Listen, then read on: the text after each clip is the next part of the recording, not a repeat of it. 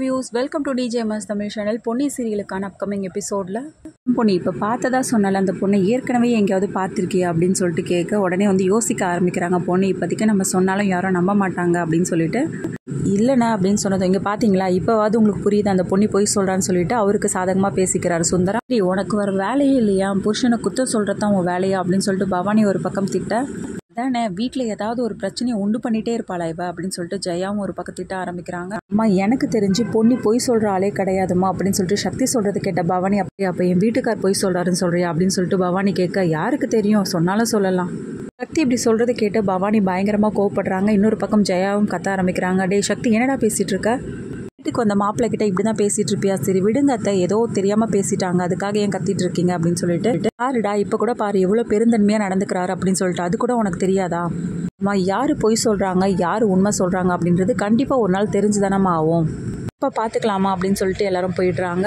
என்ன இப்படி சொல்லிட்டு போகிறான் அப்படின்னு சொல்லிட்டு ஒரு பக்கம் புலம்புறாரு சுந்தரம்.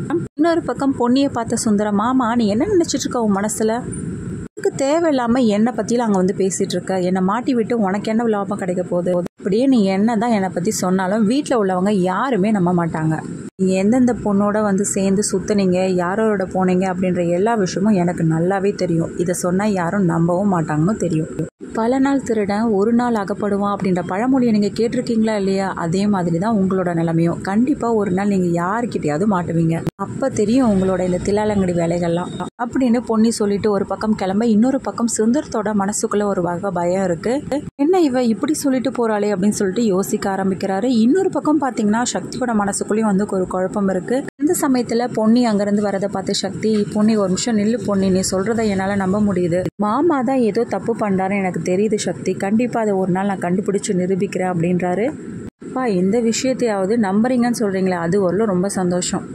இன்னொரு பக்கம் சந்திரசேகர் சுந்தரம் அதுக்கப்புறம் வந்து சக்தி 3 பேருமே வந்து பேசிட்டு இருக்காங்க. அன்னைக்கு பொண்ணு சொன்னதெல்லாம் கேட்கும்போது ஏதோ ஒரு உண்மை இருக்குன்னு தான் தோணுது அப்படின்னு சொல்லிட்டு சுந்தரம் அதில் தாண்டி எனக்கும் சந்தேகம் இருக்கு, கண்டிப்பா பொண்ணு யார் மேலேயும் வந்து பழியெல்லாம் போடுற ஆளே கிடையாது, அவ உண்மையை மட்டும்தான் பேசுவா, இந்த மாமாவை நினைச்சாதான் எனக்கு சந்தேகமா இருக்கு, அன்னைக்கு கூட அந்த காரை விட்டு இறங்கிட்டு மாமா அங்க உள்ள கூட வரவே இல்லை, கார் பக்கத்திலேயே தான் நின்றுட்டு இருந்தாரு.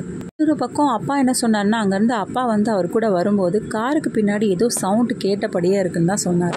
இதெல்லாம் வச்சு பார்க்கும்போது கண்டிப்பாக பொன்னி சொல்கிறது உண்மையாக தான் இருக்கும், கண்டிப்பாக என்னைக்குன்னா ஒரு நாள் மாட்டுவார் மாமா அப்படின்னு சொல்கிறார். ஆமாண்டா பார்க்கலாம் அப்படின்னு சொல்லிட்டு சொல்கிறாரு சக்தியும்.